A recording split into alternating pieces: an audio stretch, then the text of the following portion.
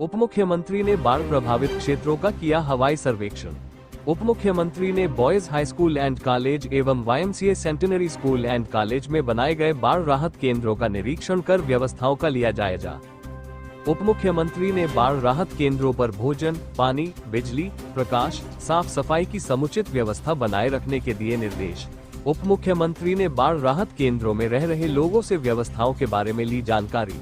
लोगों के द्वारा बाढ़ राहत केंद्रों में प्रशासन की ओर से की गई व्यवस्थाओं पर संतोष व्यक्त किया।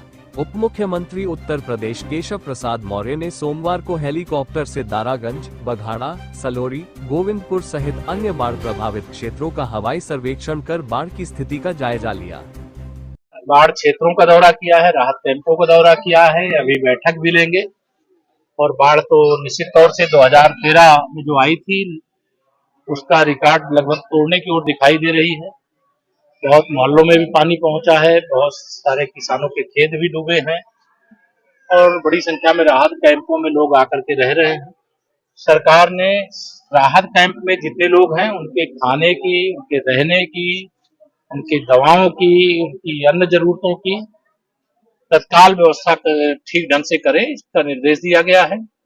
और जो बाढ़ पीड़ित हैं उनको आश्वस्त करना चाहते हैं कि सरकार उनके साथ खड़ी है और उनकी हर समस्या को सरकार देख रही है और जिनका कोई नुकसान होगा बाढ़ खत्म होने के बाद उसका भी आकलन किया जाएगा और उसकी क्षतिपूर्ति भी जो हो सकती वो किया जाएगा।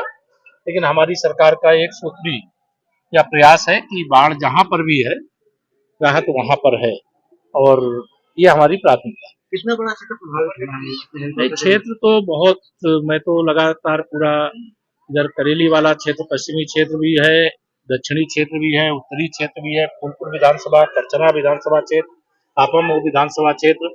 अभी प्रयागराज के दृष्टिकोण से मैं कहूँ तो यह सारा इलाका बहुत प्रभावित है। कई क्षेत्र तो टापू की जैसी स्थिति में आ गए और सभी जगह लगभग राहत पहुंचाने के लिए नावों का भी प्रबंध है, राहत सामग्री का भी प्रबंध है और सभी जरूरी कदम उठाने होंगे। बाढ़ को लेकर के अखिलेश यादव ट्वीट कर रहे हैं लगातार। देखिए, श्री अखिलेश यादव जी मतलब कहीं एक नादान बच्चे की तरह लगते हैं जब वो ट्वीट करते हैं। 2012 से 2017 उनकी सरकार थी। केवल प्रयागराज की दुर्दशा की उनको पिक्चर दिखा देंगे ना तो इसी गंगा जी में सरमत से डूब जाएंगे। उनको ये नहीं संकोच लगता है कि प्राकृतिक आपदा ये कोई सरकार की बस की बात नहीं होती है, लेकिन सरकार राहत के लिए मतलब पीड़ित लोगों के साथ कड़ी कंधे से कंधा मिलाकर के भारतीय जनता पार्टी का हर कार्यकर्ता सेवा में लगा हुआ, लेकिन समाजवादी पार्टी चूंकि गुंडों, अपराधियों, माफियाओं, दंगाइयों की, भ्रष्टाचारियों की पार्टी है। राहत सामग्री नहीं मिलती थी सपा की सरकार के समय, लोग बाढ़ में डूब रहे, राहत सामग्री बेच करके खा जाते थे भ्रष्टाचारी। लेकिन आज सबको राहत सामग्री भी मिल रही है, उनको आवास की सुविधा, उनके भोजन की सुविधा, उनके दवाई की व्यवस्था, जहाँ बाढ़ है वहां नाव की व्यवस्था और जो भी आवश्यक जरूरत है सारी जरूरतों को पूरा करने के लिए प्रभावी निर्देश दिए गए हैं।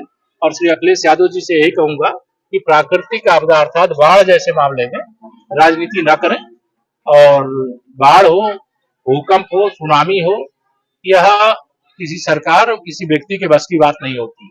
और अपना कार्यकाल याद करें और नहीं याद आ रहा है तो पुराने पिक्चर निकाल के देख लें। आप सबके चैनल में भी पड़ी होंगी, उनके मोबाइल में भी पड़ी होंगी, लेकिन उसको देखेंगे तो शर्मिंदा हो जाएंगे। इसे इस समय ही चर्चा कर रहे हैं जब विकास भी हुआ है। आज नगर क्षेत्र में बाढ़ का पानी अगर प्रवेश करता है तो मैं यह देख रहा हूं कि नगर निगम की पूरी टीम लग करके उस पानी को तत्काल निकालने का, जितने कम समय में निकाला जा रहा, मैं भी इस प्रयागराज का हूं और मैं जानता हूं कि व्यवस्थाओं में बहुत बड़े पैमाने पर सुधार हुआ है और हम लोगों का लगातार प्रयास है कि बाढ़ के संकट से प्रयागराज पूरी तरह से मुक्त हो और उस दिशा में हम लोग काम करें। स्कूल कॉलेज भी बंद करे गए हैं। 3 दिन के लिए स्कूल कॉलेज भी इसलिए बंद किए गए हैं कि बहुत बड़ी संख्या में ऐसे भी बच्चे हैं जो प्रतियोगी छात्र हैं, पढ़ने वाले बच्चे हैं, जो बाढ़ग्रस्त क्षेत्रों में किराए पर रहते थे।